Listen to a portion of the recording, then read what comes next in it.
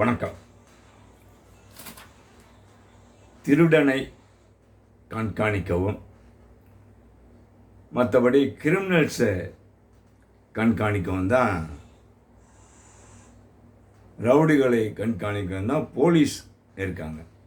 அதுக்காக தான் போலீஸை நியமித்திருக்காங்க. இப்போ என்னடானா அது மாறி போய் இப்போ சென்னை உயர்நீதிமன்றத்தில் என்ன சொல்லியிருக்காங்க அப்படின்னா, போலீஸை கண்காணிக்க மத்திய மாநில அரசுகள் ஒரு சிறப்பு குழு அமைக்க வேண்டும், உடனடியாக அது செயல்படுத்த வேண்டும் அப்படின்னு மெட்ராஸ் ஹைகோர்ட் ஒரு உத்தரவு போட்டிருக்காங்க.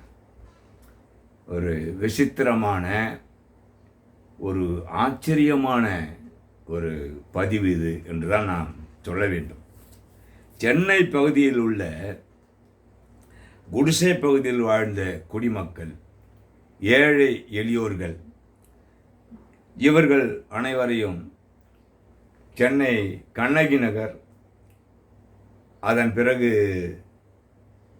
பெரும்பாக்கம், கண்ணகி நகர், பெரும்பாக்கம், துறைப்பாக்கம், இது போன்ற இடத்தில் அடுக்குமாடி கட்டிடங்களை கட்டி கொடுத்து அந்த ஏழை எளியவர்களுக்கு அரசாங்கம் உதவி செய்திருக்கிறது. ஆனால் அந்த அடுக்குமாடி குடியிருப்பில் வசிக்கின்ற, வாழ்கின்ற ஏழை எளியவர்களுக்கு அடிப்படை வசதி என்று எதுவுமே கிடையாது. தண்ணி கிடையாது, பாத்ரூம் கிடையாது, எதுவுமே கிடையாது. இதை வலியுறுத்தி என்ன பண்ணுறாரு ஒருத்தர்,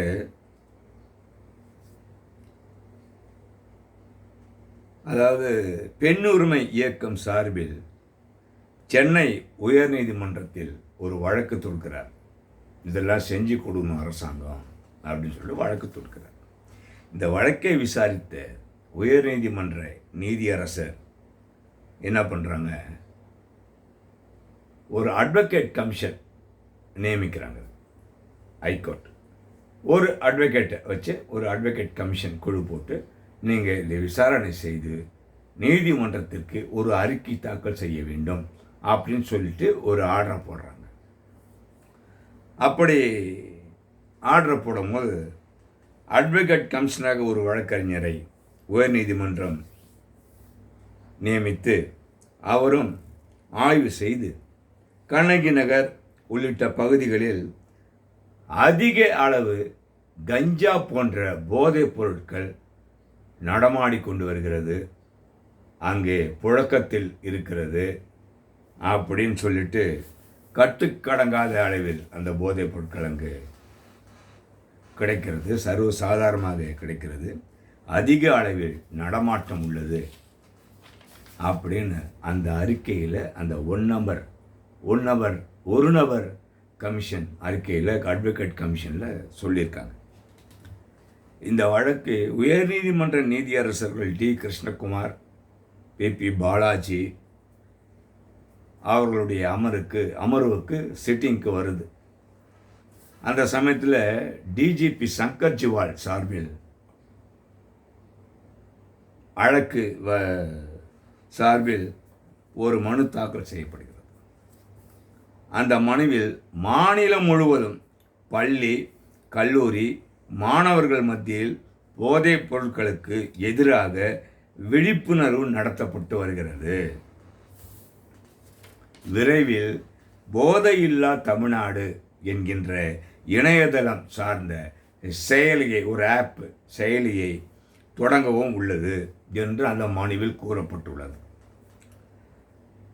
இதை பார்த்த நீதியரசர்கள் அண்டை மாநிலங்களிலிருந்து குரியர் மூலமாகவும் சர்வசாதாரணமாக நமது தமிழ்நாட்டுக்குள் போதைப் பொருட்கள் வந்து இறங்குகிறது, புழக்கத்தில் இருக்கிறது அப்படின்னு நீதியரசர்கள் சொல்கிறாங்க.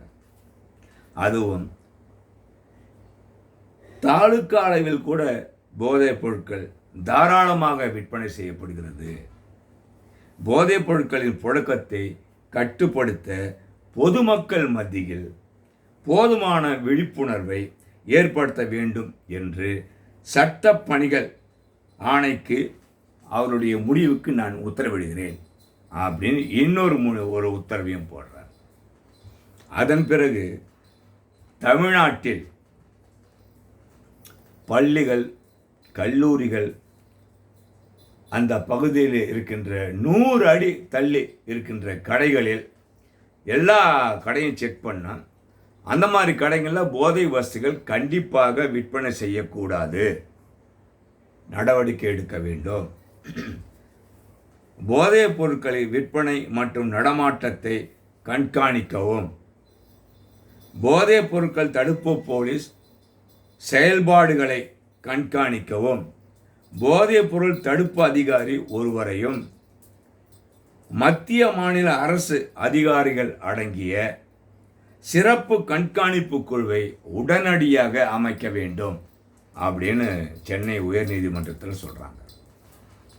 இந்த கண்காணிப்பு குழுவில் இடம்பெறவுள்ள அதிகாரிகளின் விவரங்களை சீலிட்ட கவரில் நீதிமன்றத்தில் தாக்கல் செய்ய வேண்டும் என்று மத்திய மாநில அரசுக்கு நீதியரசர்கள் உத்தரவிடுகிறார்கள். உத்தரவிட்டுட்டு வருகிற 21ஆம் தேதி இந்த இதில் நான் தள்ளி வைக்கிறேன் அப்படின்னு நீதிபதி சொல்கிறார். இப்போ இந்த குடி விஷயம் மறந்து போச்சு நாட்டில். இப்போ போதை அதிகமாகி போச்சு. இந்த போதை பழக்கத்தை கட்டுப்படுத்துறதுல வேலைகள் வேகமாக செய்கிறாங்க. அதில் நம்ம தப்பு சொல்ல முடியாது போலீஸ்காரர்களை. அதுலேயும் சில கருப்பாடுகள் இருக்கிறாங்க. அவங்கள களை எடுத்து வெளியே போட்டோம்னா எல்லாத்தையுமே முடிச்சிடலாம். அது மட்டும் இல்லாமல் பள்ளிகளில் இருந்தும் கல்லூரிகளில் இருந்தும் 100 அடி தொலைவில் இருக்கின்ற கடைகளில் கண்டிப்பாக போதை மருந்து விற்கக்கூடாது, செக் பண்ணணும் அப்படின்றாங்க. அப்போ மற்ற இடத்துலலாம் விற்கலாமா? நான் கிண்டலாக கேட்குறேன், சீரியஸாக கேட்குறேன். 100 அடின்னாங்க, நாட்டிலேயே போதை மருந்து விற்கக்கூடாதுங்க. மதுவை விட்டுருங்க, கஞ்சா, கொக்கைன், ப்ரௌன் சுகர், மெத்தபெட்டமைன் போன்ற போதைப் பொருட்கள் நாட்டிலேயே இருக்கக்கூடாது. ஆரம்பத்திலிருந்தே சொல்லின்னு வரேன், இது போன்ற போதைப் பொருட்கள் எங்கிருந்து வருகிறது, அந்த ஆணி வேரை கண்டுபிடியுங்கள் என்று பல முறை நான் பதிவிட்டு கொண்டிருக்கின்றேன். ஆனால் ஆணி வேரை பார்க்கறதே கிடையாது. அக்யூஸ்டை பிடிச்சோமா, எஃப்ஐஆர் போட்டோமா, ரிமாண்ட் பண்ணோமா, அவ்வளோதான். போலீஸ் வேலை முடிஞ்சு போச்சு. இது எங்கேருந்து வருது? லிங்கில் தான் வரும். ஒருத்தர் மாட்டி தான் வரும். கடைசியில் ஒரு டான் ஒன்று இருப்பான். அந்த டானை பிடிக்கணும், அவனை கடபாரியை போட்டு குத்தி வேரோடு தூக்கணும். அது வரைக்கும் மன்னிக்கணும், கஞ்சா போன்ற போதை வஸ்துகள் இந்த நாட்டிலே புழங்கி கொண்டு தான் இருக்கும். அதை ஒடுக்கவே முடியாது. ஆனால் இப்பொழுது மிகவும் சிரமம் எடுத்து அரசு நடவடிக்கை எடுக்கிறது. ஆனால் அது பத்தாது.